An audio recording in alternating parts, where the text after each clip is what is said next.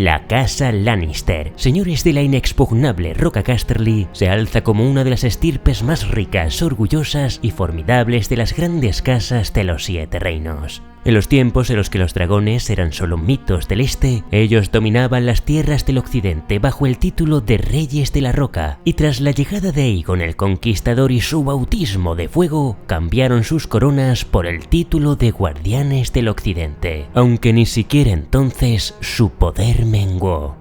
Hoy en Crónicas de Poniente realizaremos un profundo descenso por los anales de su historia, desenterraremos sus conflictos, pondremos nombre a cada rey de la Roca mencionado en las novelas y conoceremos a cada guardián, señor y señora de Roca Casterly, hasta la figura del implacable Lord Tywin y su hija, la reina Cersei.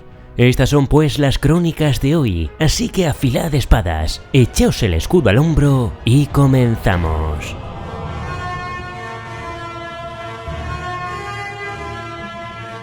Oye mi rugido, es el lema oficial de la casa Lannister, aunque el mundo teme más el dicho popular que advierte que un Lannister siempre paga sus deudas. Su emblema, un león rugiente en oro sobre campo carmesí, y su reliquia perdida, Rugido, una hoja noble de acero valirio cuyo rastro se desvaneció hace siglos. Estos leones se caracterizan por su cabello rubio dorado, su talante atractivo y sus ojos verde esmeralda. Sin embargo, su carácter no siempre fue el espejo de Lord Tywin, sino que a través de las centurias, la sangre del león ha dado hombres alegres y serviles, generosos y necios, mediocres y astutos. Su asentamiento es Roca Casterly, una fortaleza que, en palabras de George R.R. Martin, es la más inexpugnable de los 7 reinos, y a la cual ya hemos dedicado unas crónicas muy detalladas. Y una milla al sur de la roca se alza Lannisport, una aldea que el comercio transformó en una de las ciudades portuarias más prósperas de Poniente. Es allí donde habita una de las ramas cadete, los Lannister de Lannisport, encargados de gobernar la urbe bajo la sombra de la roca. Pero, ¿cómo se forjó el vasto dominio de los Lannister? ¿Quiénes fueron los primeros en habitar el Coloso de Piedra? Para hallar respuestas debemos viajar miles de años atrás, hasta que la historia se confunde con el mito, en la era del amanecer. En aquel tiempo remoto, 10 milenios antes de que comenzara el Juego de Tronos, la cima de la montaña albergaba una fortaleza circular donde vivían los Casterly. La leyenda cuenta que su fundador fue Corlys el Cazador, hijo de Caster. Se dice que en una ocasión un león comenzó a diezmar los rebaños de su aldea, la misma que más adelante se convertiría en Lannisport, y Corlys lo rastreó hasta una cueva en la base del macizo rocoso, donde dio muerte al felino y a su compañera. Sin embargo, en un extraño giro del destino, perdonó a sus cachorros, y ese acto de misericordia pareció agradar a los antiguos dioses, quienes, complacidos, enviaron un rayo de sol al interior de la cueva, iluminando un filón de oro tan grueso como la cintura de un hombre. Desde entonces, los Casterly comenzaron a extraer el oro de la roca, y para proteger su tesoro, convirtieron la cueva en su hogar fortificado. Con el paso de los siglos, excavaron salones y túneles tan profundos que el lugar fue bautizado como Roca Casterly, y aunque nunca reclamaron el título de reyes, se convirtieron en la casa más poderosa y rica de todo Poniente. Pero algo sucedió durante la Edad de los Héroes, cuando el nombre de los Casterly desapareció misteriosamente de las crónicas para ser reemplazado por el de los Lannister. Las nieblas del tiempo ocultan la verdad, pero todos los relatos apuntan a un solo responsable, un granuja de cabellera dorada venido del este, llamado Lan el Astuto. Algunos afirman que se trataba de un aventurero ándalo, aunque entonces aún faltaban 1000 años para que los ándalos llegaran a las costas de Poniente. Sea como fuere, todos los cronistas coinciden en que Lan se las ingenió para echar a los Casterly y apoderarse de la roca. ¿Cómo lo hizo? El método exacto sigue siendo objeto de conjeturas, pero la versión más célebre dice que halló un camino secreto, una hendidura tan estrecha que tuvo que desnudarse y untarse en manteca para escurrirse por ella. Una vez dentro, desplegó su ingenio, susurrando amenazas a los durmientes, aullando como un demonio en las sombras y robando tesoros de un hermano para colocarlos en la estancia del otro. Así enfrentó a los Casterly entre ellos y logró que abandonasen la roca convencidos de que el lugar estaba encantado por alguna maligna criatura. Otras versiones dicen que Lan llenó la roca de ratas, ratones y otras alimañas para expulsarlos, o que introdujo una manada de leones que devoró a los hombres, tomando él a las mujeres como botín. Otra leyenda dice que logró colarse y acostarse con varias doncellas que 9 meses después dieron a luz a niños de pelo dorado, mientras juraban que aún seguían siendo doncellas. El archimaestre Perestan sugiere una versión más simple. Lan no fue sino un guardia de los Casterly que dejó embarazada a la hija y heredera del señor. Aquel Lord Casterly murió y el hijo de Lan y la heredera pasó a ser el nuevo señor de la roca. Sea cual sea la historia que prefiramos, en todas ellas Lan el Astuto aparece como la figura legendaria que fundó la casa Lannister. Algunos cuentos afirman que vivió 312 años y engendró una estirpe de varones valientes y doncellas gráciles de rostros armoniosos y cabellos dorados como el sol. La roca se quedó entonces pequeña para tanta prole, de modo que muchos se asentaron en la aldea vecina, fundando la rama de los Lannister de Lannisport, una aldea que pronto se convirtió en pueblo y después en una ciudad, la ciudad dorada del mar del atardecer, solo superada en tamaño por Antigua, y donde los barcos de todo el mundo conocido atracaban buscando fortuna. Y por supuesto el motor principal de todo aquello era el oro. Con tanto poder y riquezas, en algún momento a los Lannister les pareció oportuno ceñirse una corona.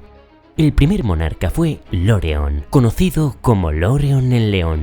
Desde entonces, muchos de sus descendientes recibirían el apodo de El León o El Dorado, porque por supuesto suena muy glorioso y épico. De Loreon, el primero de su nombre, se destaca que consiguió el vasallaje de los reyes Rein de Castamir, casándose con una de sus hijas, y también que derrotó al rey encapuchado, Morgon Benefort, y sus huestes tras librar una guerra de 2 décadas. El reinado Lannister continuó en las siguientes generaciones, aumentando sus riquezas y extendiendo su poder y sus dominios, aunque las fronteras de su reino no se perfilarían hasta la llegada de los invasores del este, los Ándalos. Imparables e implacables, los Ándalos fueron extendiéndose como una plaga desde el valle de Arryn hacia el oeste. Pero cuando el primer caudillo ándalo tuvo la osadía de cruzar las colinas de los leones, el rey Tybolt le dio muerte con tal celeridad que se ganó el apodo de Tybolt el Relámpago.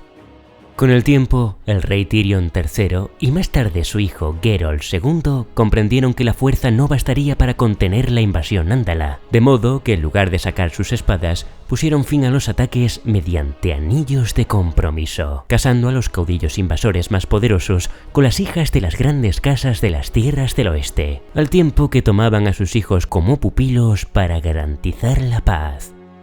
En generaciones posteriores, hasta los reyes Lannister casaron a sus propios hijos con los Ándalos, y cuando Geralt III murió sin descendencia masculina, el consejo coronó a Ser Joffrey Lyden, el esposo de la única hija del rey, que tomó el apellido Lannister y se convirtió en el primer Ándalo en reinar en la roca.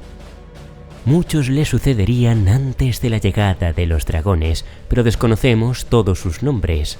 Aquellos que se destacan en el mundo de Hielo y Fuego fueron Serion I, que extendió los dominios del reino hasta el Colmillo Dorado; Tommen I, quien construyó una gran flota que sirvió para anexionar Isla Bella al reino; Loren II, aquel que organizó la primera justa que se celebró en las tierras del oeste, y en ella derrotó a todos los que se enfrentaron a él; Lancel I, el León, guerreó contra los reyes de Alto Jardín e incluso conquistó el dominio hasta llegar muy al sur, a Roble Viejo, donde murió en batalla, mientras que su hijo, Loreon III, apodado el Flojo, perdió todo lo conquistado por él. De Geralt el Grande se dice que navegó hasta las Islas del Hierro y trajo a 100 rehenes, jurando que ahorcaría uno por cada incursión que realizaran en sus costas, y fiel a su palabra, colgó a más de una veintena. Más lejos llegó aún Lancel IV, del que dicen que decapitó al rey de las islas, Harald medio ahogado, y a su hijo con un solo tajo de rugido, en la batalla de Punta Lan. Y si bien afirman algunos maestres que la mayoría de los reyes de la roca se caracterizaban por su generosidad, ese no fue el caso de Norwyn Lannister, quien pasó a la historia como Norwyn el Tacaño. En la Roca tampoco faltaron reyes débiles e incapaces, como Loreon IV, apodado El Bobo, o su nieto, Loreon V, apodado la Reina Lorea, de quien se dice que deshonró el nombre de su casa ofreciendo sus favores en los muelles de Lannisport vestido de mujer. Desde entonces, el nombre de Loreon dejó de popularizarse entre los descendientes Lannister. Por supuesto, también hubo reyes crueles como Tyrion el Torturador, un guerrero formidable y diestro con el hacha, cuya pasión era la tortura, y se dice que no hubo mujer a la que desease sin que antes la hiciera sangrar. En lo que respecta a Rugido, una espada forjada en los mismísimos fuegos de la antigua Valyria, los registros dictan que llegó a manos de los reyes de la Roca un siglo antes de la maldición que devorara el feudo franco, allá por el 200 antes de la conquista. Se dice que el oro que los leones pagaron por ella hubiera podido sufragar el coste de un ejército entero. Sin embargo, apenas pudieron conservarla poco más de una centuria, pues durante el siglo sangriento que sucedió al cataclismo de Valyria, el rey Tommen II zarpó con su flota hacia sus ruinas humeantes, aspirando a rescatar los tesoros y objetos hechizados que aún dormían entre los despojos y las cenizas. Las crónicas de Volantis guardan el último rastro de su paso. Allí, Tommen II hizo escala para aprovisionarse, siendo colmado de presentes por los triarcas de la ciudad, y agradecido por los regalos y las naves que le ofrecieron, el rey juró que, a su regreso, les entregaría la mitad de todo el botín que hallase en Valyria. Un juramento que jamás cumplió, pues ni el monarca, ni sus naves, ni Rugido regresaron tras adentrarse en los mares humeantes. La dinastía de los Reyes de la Roca llegó a su fin con Loren Lannister, recordado como Loren el Último.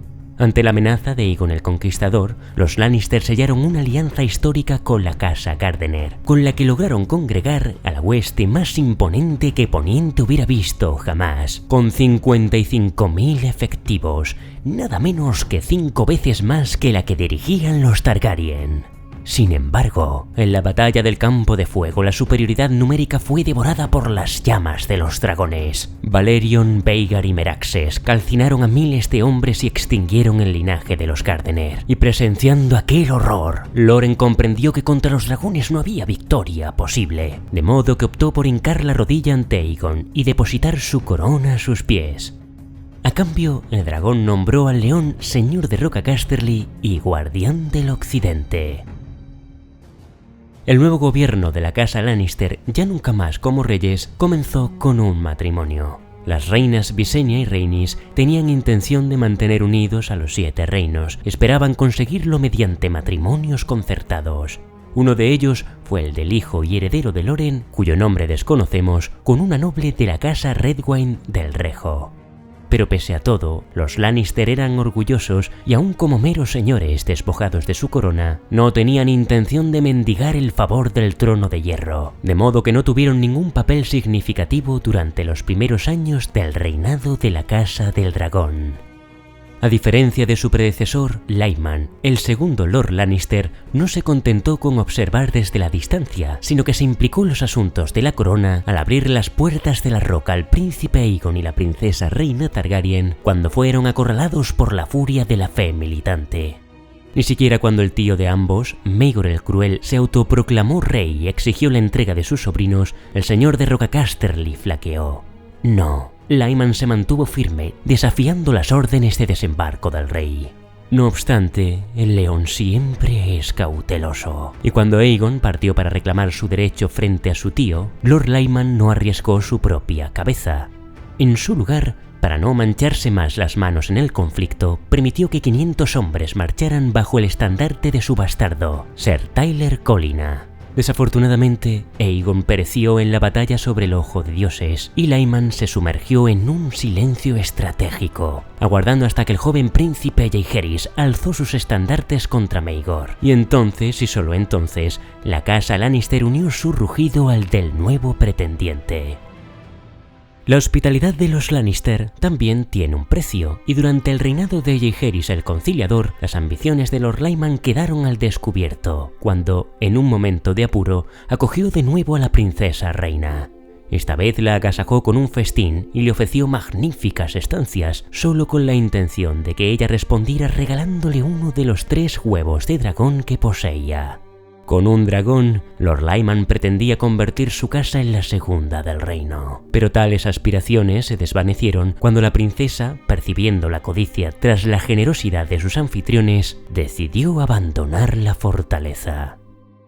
En los años sucesivos, algunos consejeros del rey Jaehaerys recomendarían en varias ocasiones a Lord Lyman para que se uniera al consejo privado, pero el monarca no confiaba en él, hasta que finalmente falleció en el 59 después de la conquista, víctima de los escalofríos que llegaron con uno de los inviernos más crudos que se recuerdan. Tras la muerte de Lyman Lannister, desconocemos quién fue su sucesor, y no es hasta el año 80 después de la conquista que se menciona a un nuevo Lannister, Ser Tymon, el apuesto hijo y heredero del señor de Roca Casterly. De él decían que era esbelto y ágil, con largos bigotes y cabellos dorados, amante del vino y las mujeres. La reina Alysanne lo consideró para que se casara con su hija, pero la personalidad de aquel joven león disuadió a su majestad. En el Gran Consejo del 101, Tymon asistió ya como señor de Roca Casterly y prestó su apoyo a Viserys como candidato a heredar el trono de hierro. Apoyos que, por supuesto, esperaba que fueran recompensados cuando fuera coronado rey. Este Lord Tymon podría ser el padre de los gemelos Jason y Tyland Lannister, los mismos que vimos en la serie House of the Dragon, de modo que, aviso, a partir de este momento habrá algunos spoilers de la serie, y si queréis evitarlos podéis ir directamente al minuto que aparece en pantalla. Hacia el 105, estos gemelos compitieron sin éxito por la mano de la princesa Rhaenyra, y más adelante, Tyland entró a formar parte del consejo privado del rey, como consejero naval, tras la dimisión de la serpiente marina.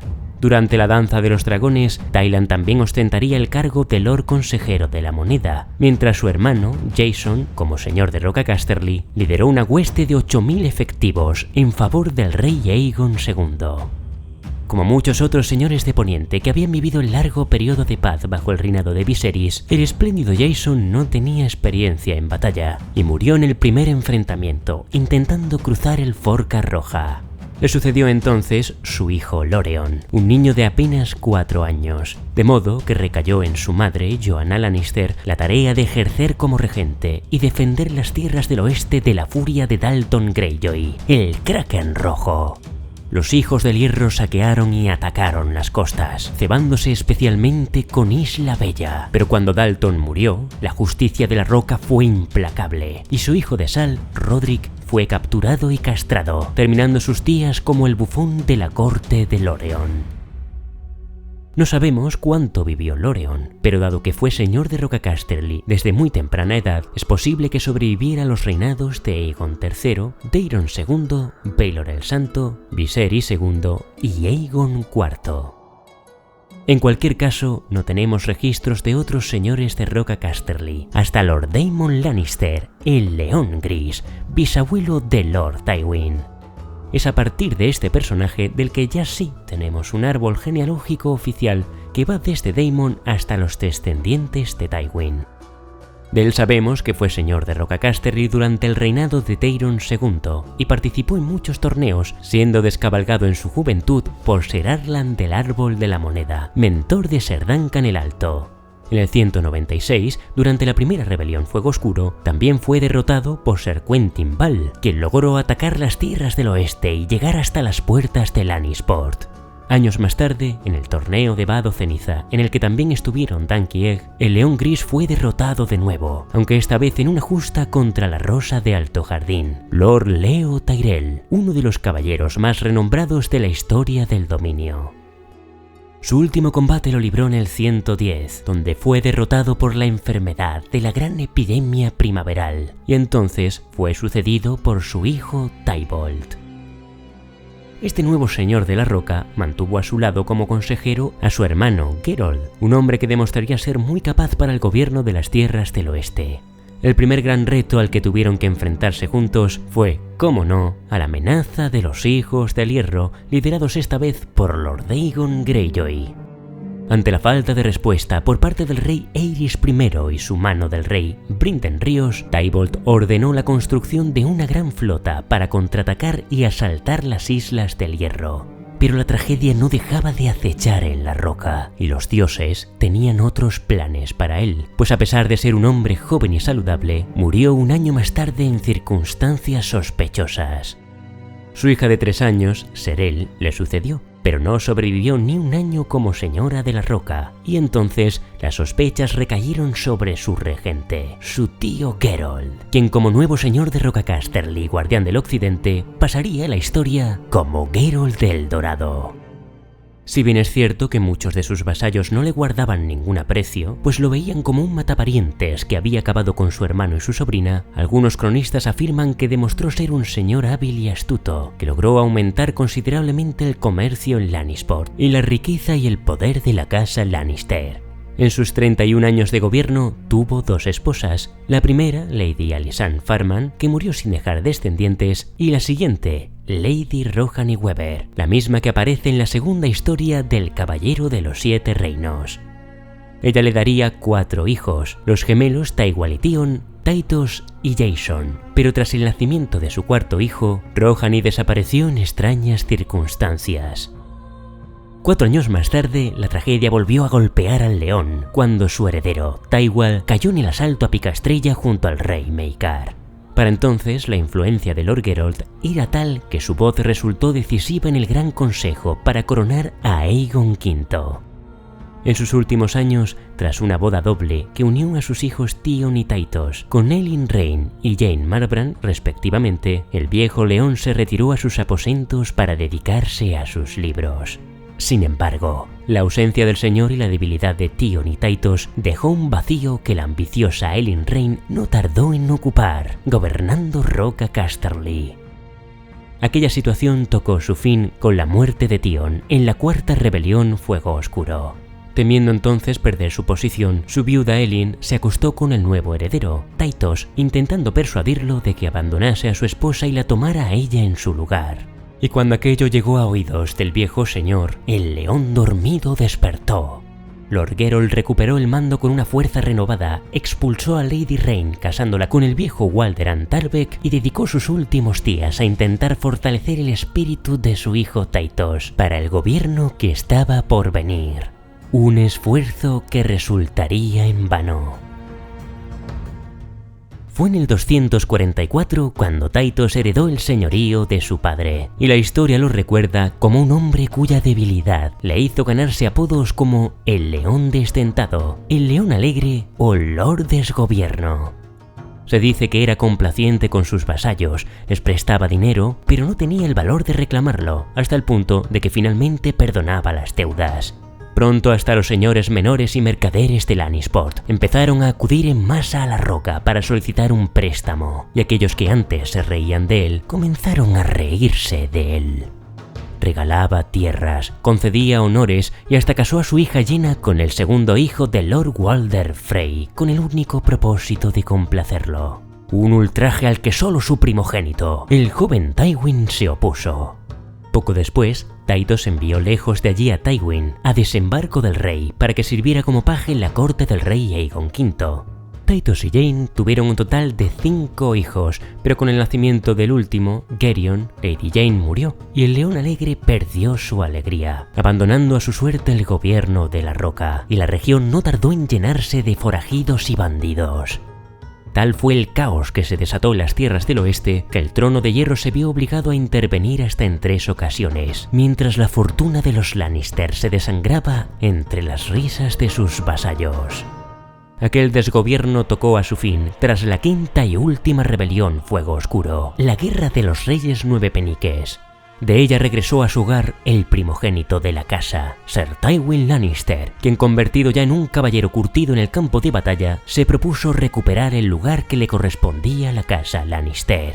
Exigió pues todos los préstamos con sus correspondientes intereses, y aquellos que se rebelaron, como fue el caso de la casa Tarbeck y la casa Rain, fueron aplastados.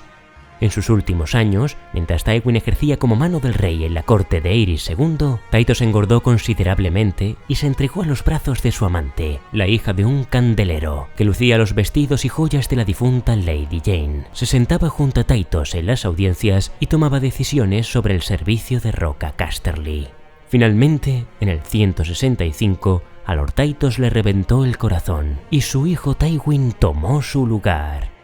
A su regreso a las tierras del oeste, Lord Tywin Lannister expulsó al amante de su padre y la condenó a un paseo de expiación desnuda por las calles de Lannisport, dejando claro que bajo su gobierno nadie osaría montar sobre un león. La historia completa de Tywin Lannister, el Gran León de la Roca, ya queda narrada con todo lujo de detalles en Crónicas de Poniente, por tanto, en este último tramo de vídeo haremos un resumen muy rápido del papel y la posición de la casa Lannister, desde el gobierno de Tywin hasta el final del libro Danza de Dragones. Todos los cronistas coinciden en que, como mano del rey y señor de la Roca, Tywin fue implacable, eficaz y duro, aunque algunos cronistas endulzan su crueldad y la disfrazan de justicia. No obstante, y pese a su excelente currículum, los insultos y menosprecios del rey Aerys le hicieron abandonar la corte y su cargo al final de su reinado. Entonces se centró en el gobierno de las tierras del oeste y en aumentar la fortuna y el poder de su casa. Aun cuando el reino sangraba durante la rebelión de Robert, Tywin siguió en Roca Casterly con sus tropas, y solo cuando el rey Aerys había perdido la guerra, el león sacó su ejército y saqueó la ciudad de desembarco del rey. Las guerras generan caos y el caos siempre es buen momento para los hombres astutos, de modo que tras la contienda concertó el matrimonio de su hija Cersei con el nuevo rey, Robert Baratheon, y en los años sucesivos se convirtió en el principal acreedor del trono de hierro, recuperando así su influencia en la corona y en los asuntos del reino. Tywin Lannister sería señor de Roca Casterly durante 35 años hasta su asesinato a manos de su hijo Tyrion, si es que en realidad era su hijo, en el año 300 después de la conquista, durante la Guerra de los 5 Reyes. ¿Quién le sucedió entonces como señor de Roca Casterly y guardián del occidente? En el momento de su muerte, el viejo león había llevado a la casa Lannister a lo más alto, pero también al borde del abismo. Como mano del rey, con su nieto Tommen convertido en un monarca títere bajo su mando, el señor de la Roca era, en espíritu y poder, el verdadero rey de Poniente. Sin embargo, tras su asesinato, todo su legado y el de sus ancestros pendió de un hilo. Con Tyrion proscrito por parricidio y Jaime encadenado a sus votos como Lord Comandante de la Guardia Real, los apéndices de Festín de Cuervos y Danza de Dragones señalan a Cersei Lannister como la nueva señora de Roca Casterly. Pero la legitimidad no es sino un velo frágil, y al final del libro Danza de Dragones, al otro lado del mundo, Tyrion, a punto de reunirse con Daenerys Targaryen, ha sellado un pacto con los segundos hijos, proclamándose señor de Roca Casterly, un título que planea reclamar con dragones y mercenarios. Cabe destacar que en la Enciclopedia del Mundo de Hielo y Fuego es Kevan Lannister quien aparece como señor de la Roca, aunque en la wiki de Westeros.org, Helio García y Linda Antonson, coautores de la obra junto a George R.R. Martin, han dejado constancia de que en su opinión este dato podría tratarse de un error. Pero en cualquier caso, poco importa ya, pues al final del libro Danza de Dragones, Ser Kevan Lannister, mano derecha y hermano de Lord Tywin, es asesinado por Varys, y con su muerte Cersei se ha quedado sola, humillada y a merced de los Tyrell y los fanáticos de la fe de los Siete. Al mismo tiempo, Jaime Lannister se encuentra desaparecido en las tierras de los ríos. La última vez que lo vimos fue en compañía de Brienne de Tarth, quien había jurado a una Catelyn Tully no muerta que lo mataría para demostrar su verdadera lealtad. En las tierras de los ríos también está Jenna Lannister, la hermana de Tywin, ahora convertida en señora de Aguas Dulces, mientras que el mando del ejército Lannister está en manos de Ser Daemon Lannister, el nuevo guardián del occidente. Como parte del pacto entre Tywin Lannister y Walder Frey en el asesinato de Robb Stark y sus norteños, Daemon pronto debe casarse con una hija de Lord Walder.